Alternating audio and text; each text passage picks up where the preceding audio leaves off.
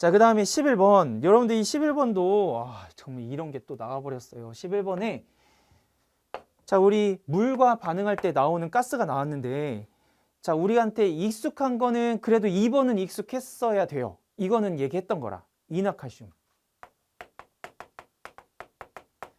자, 이나칼슘이 물하고 반응하면 자, 우리 금속의 여기 이나물 이거였어요. 이나물.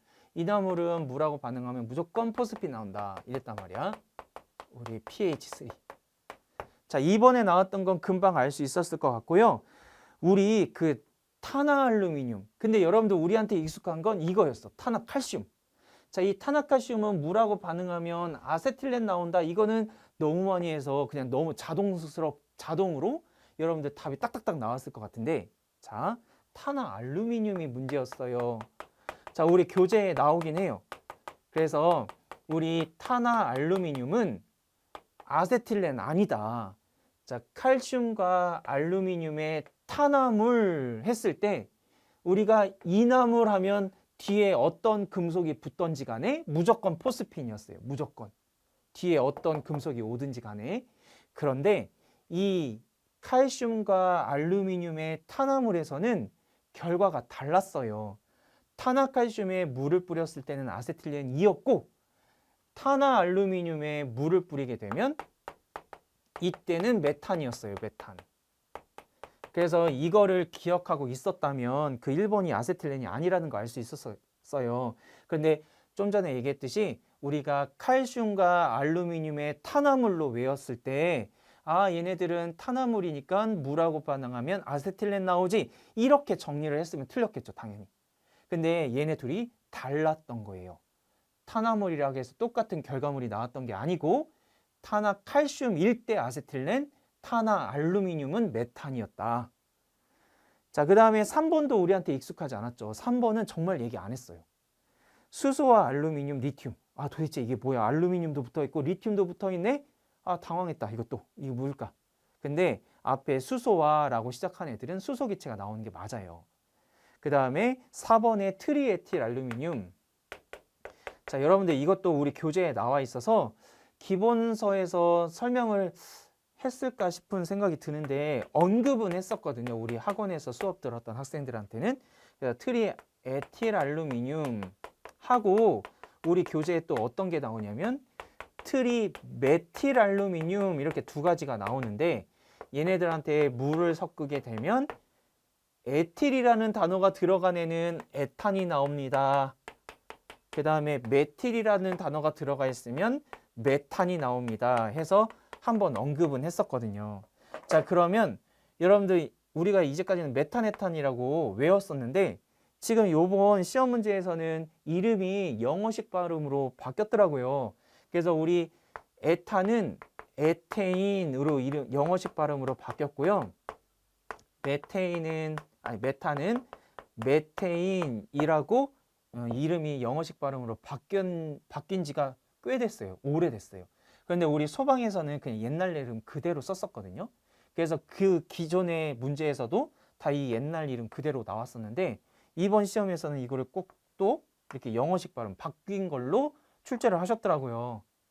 그러면 통일을 시켜주든가 이 바뀐 이름으로 쓸 거면 이제부터 통일된 이름 이걸로 바꿉시다 이렇게 얘기를 하시던가 이거를 옛날 이름 썼다가 현재 이름 썼다가 이렇게 왔다 갔다 하시면 또 우리 수험생들은 이게 뭘까? 또 고민되지 않겠어요?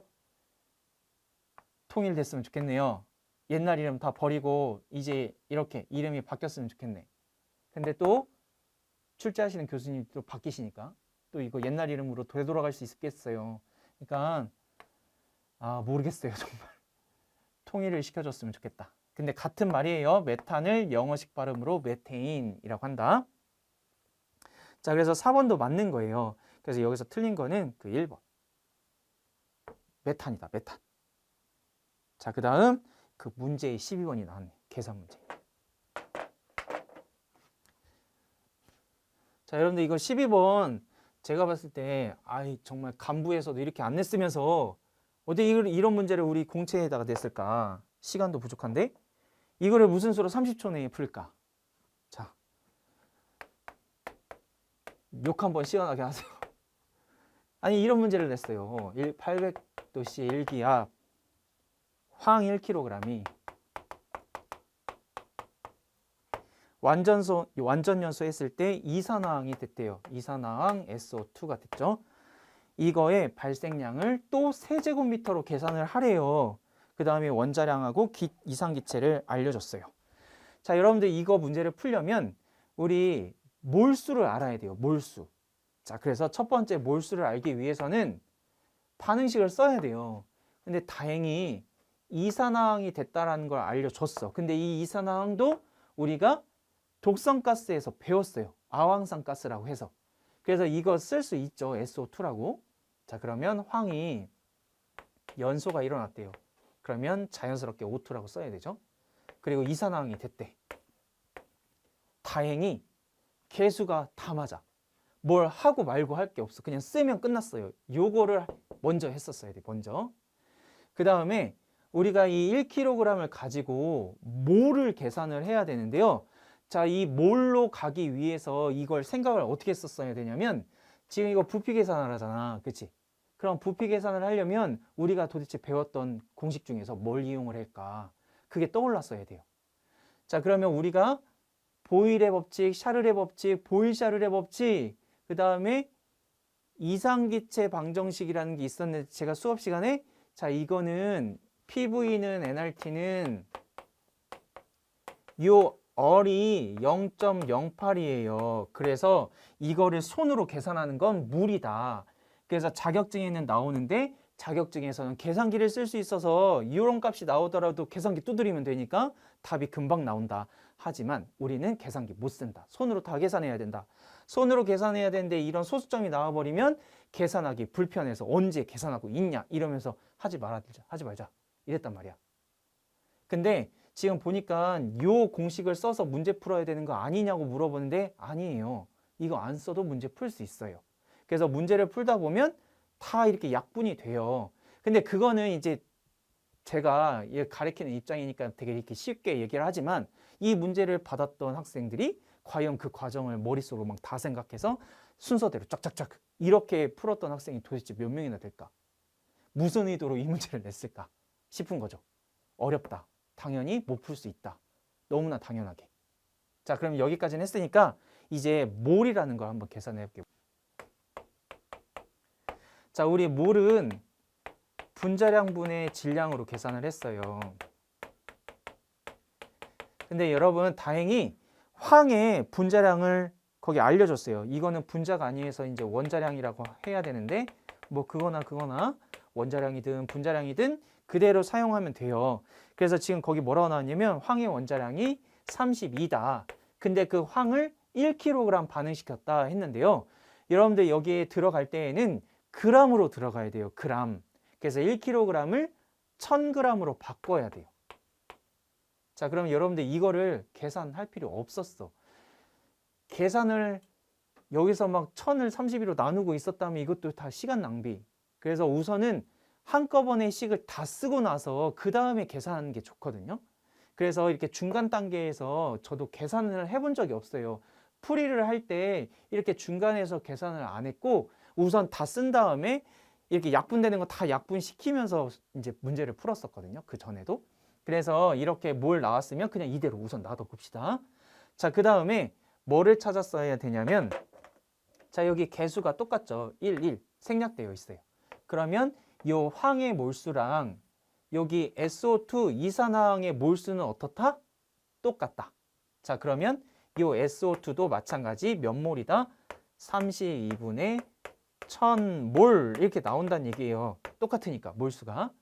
자, 그러면 이 상태에서 자, 우리 PV는 nRT는 이거는 안 외워도 되지만 아보가드로의 법칙에서 뭐는 하나 외우자고 했었냐면 자, 0도씨 1기압 표준 상태에서 기체 1몰의 부피는 몇 리터다?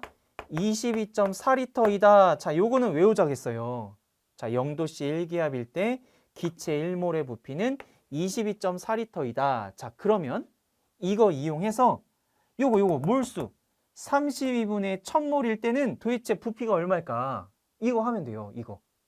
자, 0도씨 1기압일 때 기체 1몰은 22.4리터라고 했으니까 32분의 1000몰은 여기다가 22.4리터 곱하면 되겠죠. 그러면 부피가 나오는 거죠. 자, 보세요. 여기 약분이 돼요. 7로. 0.7. 37에 21. 그 다음에 7이 14. 약분 되죠. 자, 이렇게 약분이 돼요. 그러면 0.7에 1000을 곱해야 되는데, 자, 아직 안 곱할게요. 왜 그러냐면 0.7 곱하기 1000리터 이렇게 나오거든요.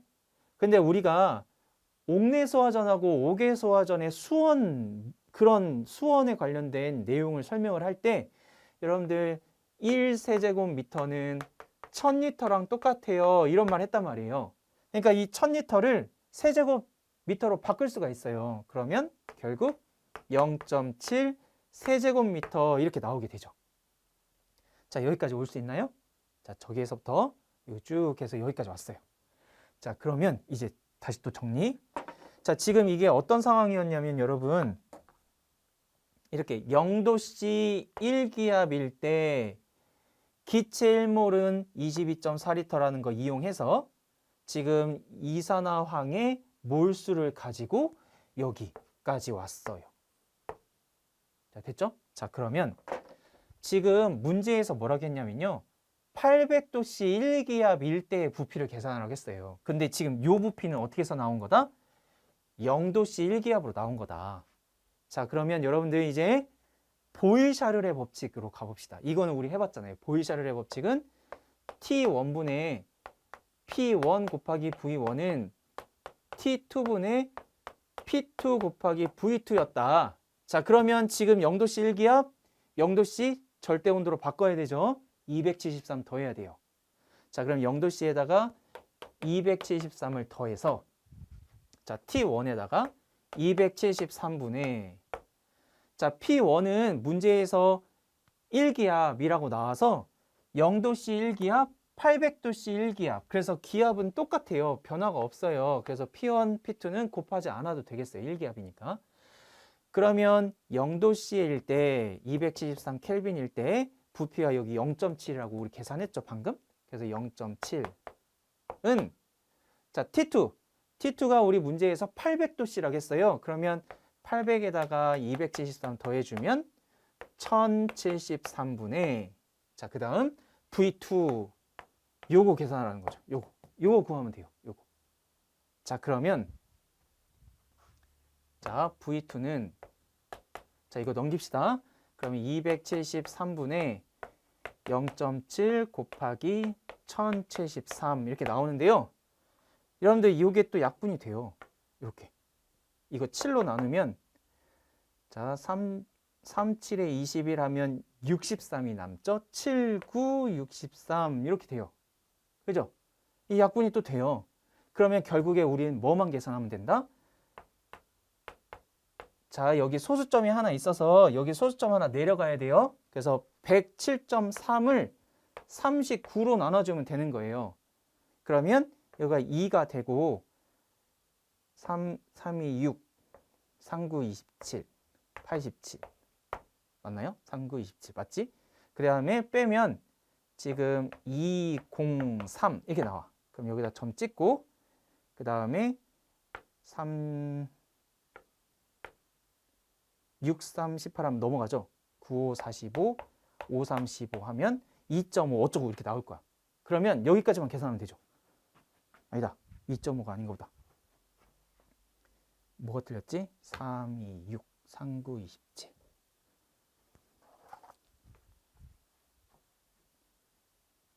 (9, 28이죠) 미쳤네. 그지? 9, 28이지. 그 다음에 3, 2, 6 하니까 79. 얼마네. 잘못 계산했구나. 78. 9, 28 하니까. 그러면 빼면 29.3이 되고 29.3을 나누면 여기가 7이 돼야 되겠네. 37에 21, 39, 27. 그러면 27.3 이렇게 나오네. 자, 그래서 여기 2.7이라는 거 여기까지만 계산하면 바로 거기 답 나와요. 4번 2.75. 자, 이렇게 계산하면 되겠다. 그래서 약분되는 게 생각보다 좀 많죠. 여기도 약분되고 그 다음에 이렇게 풀다 보니까 여기도 약분이 되고. 그래서 아마 이 문제를 출제하시는 분이 이렇게 약분되는 거 생각해서 이렇게 내지 않았을까 싶어요. 근데 저기 PV는 nRT에다 집어넣으면 약분하는 게 잘 안 들어올 거예요. 저 0.08이라는 저 숫자 때문에.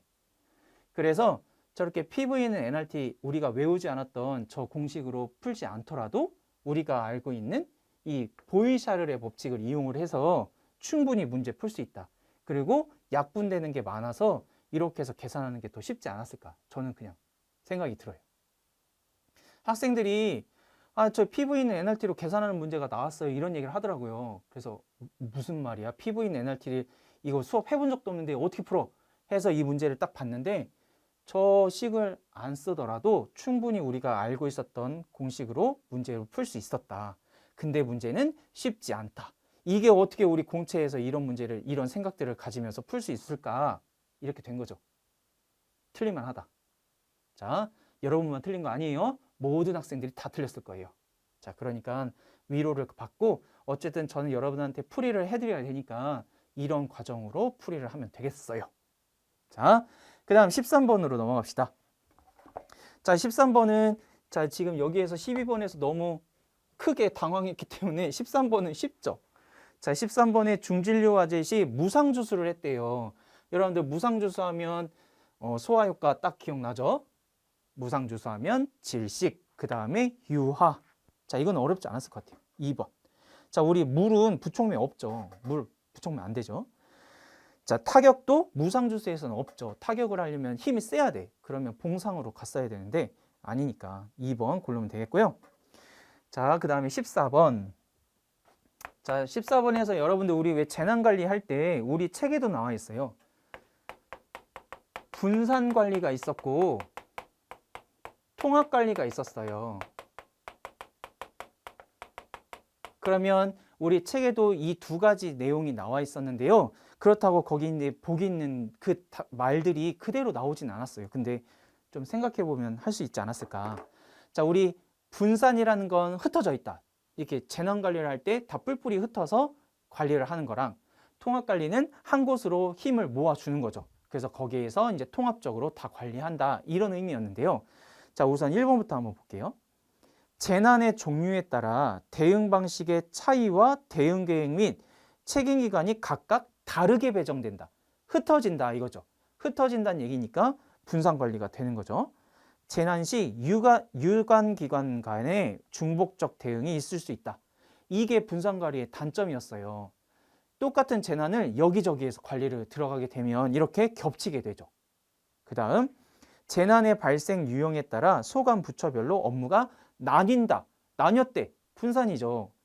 근데 4번 재난 시 유사한 자원 동원 체계와 자원 유형이 필요하다.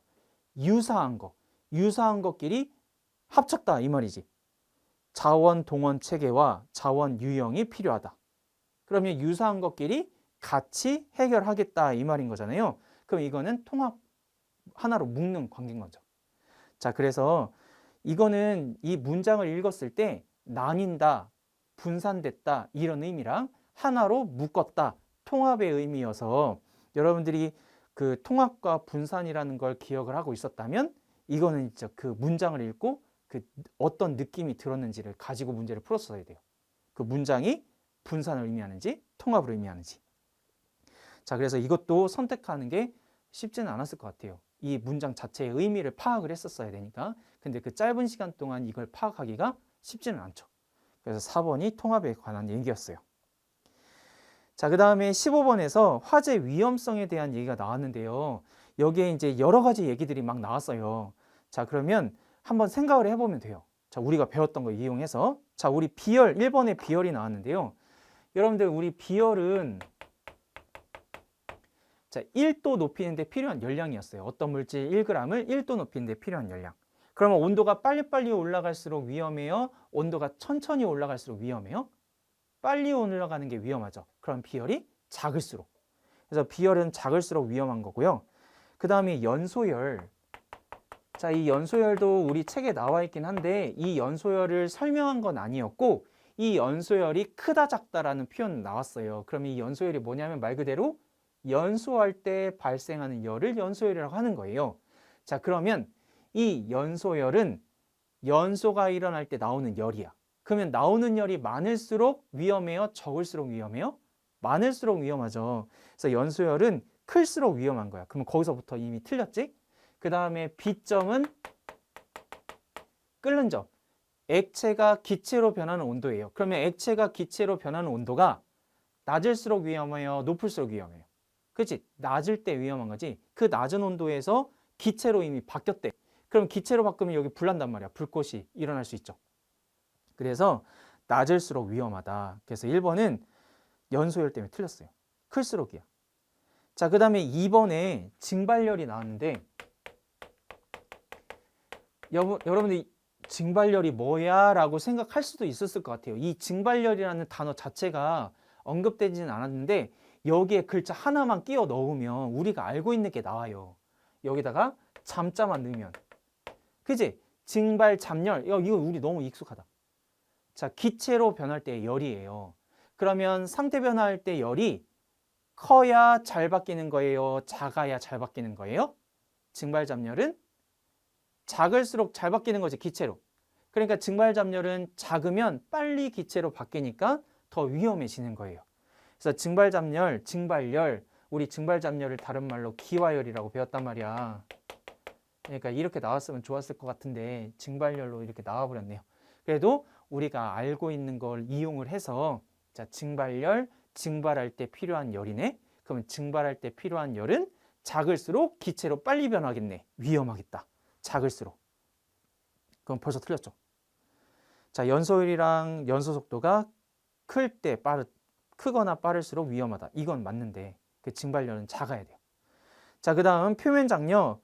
자, 우리 표면 장력은 물 할 때 했었어요. 우리가 물 할 때 침투제 얘기를 하면서 표면 장력이 얘는 크다. 표면 장력이라는 건 서로 잡아당기는 힘이다 이랬어요. 그럼 여러분들 생각해 볼게. 표면 장력이 커. 그러면 잡아당기는 힘이 세요. 자기들끼리 잡아당기는. 그럼 이게 기체로 쉽게 변해요? 안 변하죠. 우리 물도 마찬가지잖아.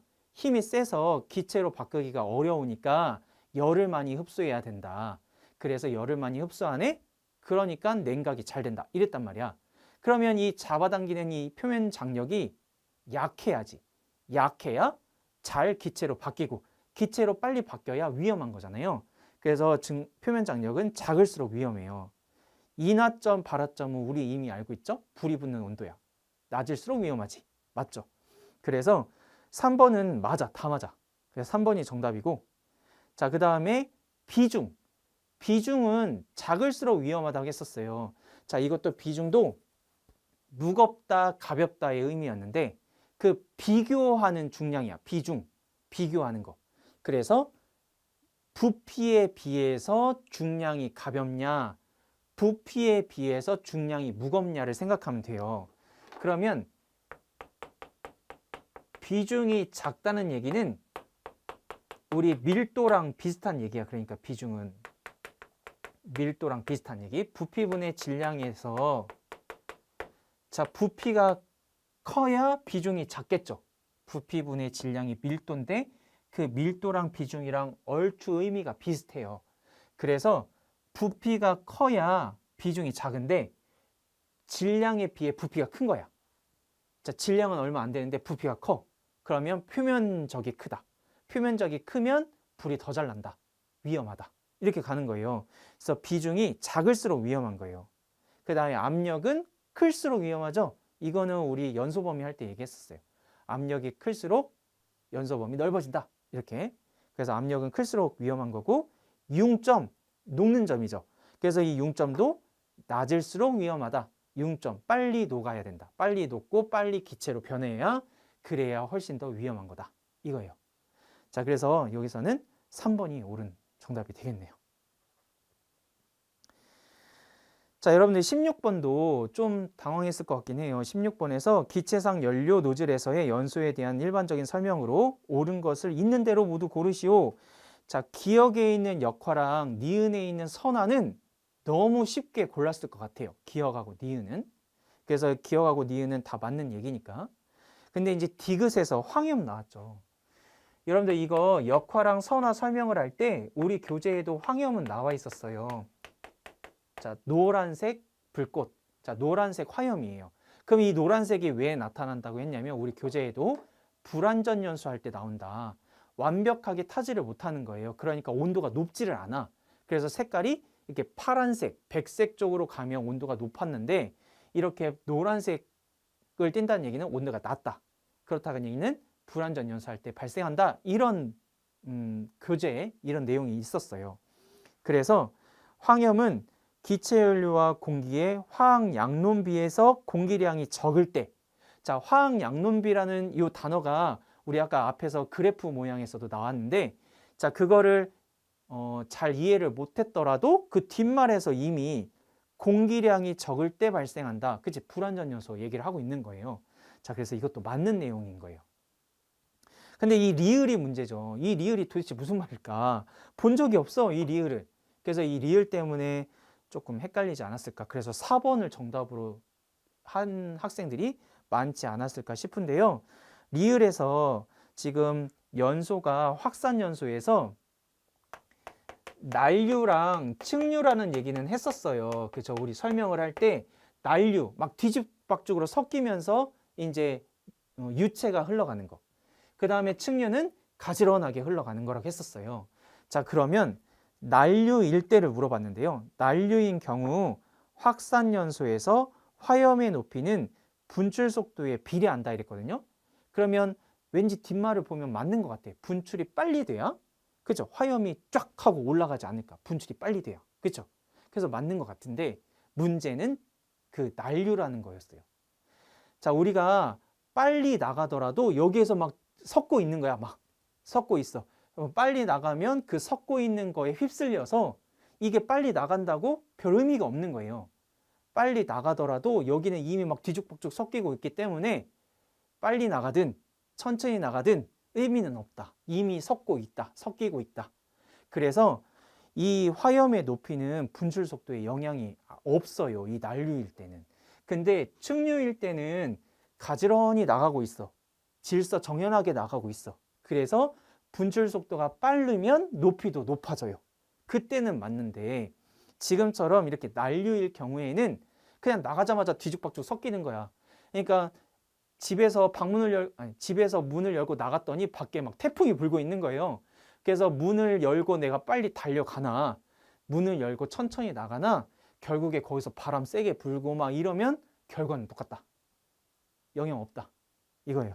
그래서 리을은 좀 어려웠을 것 같긴 해요. 자, 이거는 우리 공채에서 나왔던 내용이 아니기 때문에 그래서 기역, 니은, 디귿 3번이 정답이 되는 거예요. 자, 그 다음 17번도 이거는 우리 쉽죠. 한 건의 화제. 근데 좀 반대로 나왔어요. 우리가 이제까지 공부했던 거랑 반대로. 한 곳에서 발생한 화재, 그죠? 한 건이죠. 자, 그 다음에 두 번째. 누전점이 다른 두 개소 이상에서. 근데 우리 이거는 교재에서 누전점이 같은 이렇게 시작했죠. 그래서 누전점이 같아야 한 건으로 한다고 했었어요. 그래서 틀렸어요. 이거는 쉽죠. 이렇게 잘 골랐을 거라 믿어요. 그 다음에 지진, 낙뢰 등 자연환경에 의해 발생한 여러 화재, 그 다음에 동일범에 의한 방화. 자, 이것도 동일범이 아닌 경우에 별건으로 한다 이렇게 해서 나왔단 말이에요. 우리 교재에도. 근데 이번에는 동일범이에요. 동일범. 같은 놈이 두 개소 이상의 불 질렀대. 같은 놈이. 그러니까 같은 사람이 했으니까 이건 한 건이 되는 거예요. 동일범이 아닐 때가 별건이었어. 그죠? 자, 그래서 2번이 정답이었어요.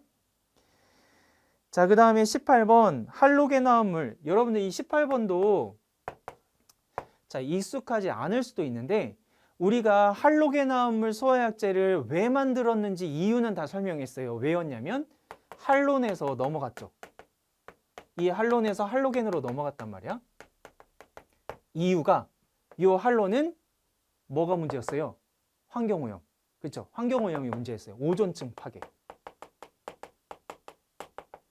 그래서 이거를 이제 쓰지 말자. 국제적으로 약속을 했다 이랬단 말이에요. 그래서 넘어온 게 이쪽이었어요. 그치? 그래서 안 좋은 얘기들이 나와 있어요. 거기서 1번에 독성이 적을수록 좋다. 맞죠? 독성이 적어야 돼. 그 다음에 온난화에 끼치는 영향이 적을수록 좋다. 이것도 맞는 거죠. 온난화에 영향 끼치지 않아야 된다. 그 다음에 4번 먼저 보면 오존층 파괴에 끼치는 영향이 적을수록 좋다. 이거 맞아. 근데 이제 3번이 익숙하지 않은 거예요. 우리한테. 대기 중에 잔존 시간이 길수록 좋다. 그러면 익숙하진 않지만 그 의미를 생각해 보면 불을 껐는데도 안 없어져. 계속 남아있는 거야. 이게 좋을까요, 과연? 그지? 안 좋은 거예요. 잔존 시간은 짧을수록 좋다. 이렇게 갔어야 돼요. 자, 그래서 3번이 틀렸어요. 나머지 1번, 2번, 4번이 너무 당연한 얘기를 하고 있어서 답은 3번이 됐을 건데 이 3번이 맞나 틀리나의 그런 과정을 보면 이렇게 짧을수록 좋다. 자, 그럼 이제 포를 한번 볼게요. 포에 대한 일반적인 설명으로 옳은 것은 자, 1번. 이거는 1번 보자마자 답이 벌써 나왔어. 그쵸? 우리 표면화 포 주입 방식이 있었잖아요. 표면화 포 주입 방식이 뭐였었냐면 내유성이 좋을 때 기름에 오염되지 않을 때 위에서 포를 쏘지 말고 표면보다 아래쪽에서 주입하자. 그러면 아래로 들어가서 위로 붕 떠오르게 된다면 위에서 쏠 때보다 안정해질 수 있다. 시설이 고장나지 않을 수 있다. 이런 얘기를 했었어요. 자, 그래서 1번에 딱 나왔죠. 답이. 불화단백포랑 수성막포는 가능하다. 표면화 주입 방식으로. 근데 이제 2번에 불소를 함유하고 있는 합성 계면활성제포는 친수성이므로 유동성과 내유성이 좋다 이랬어요. 내유성 안 좋죠.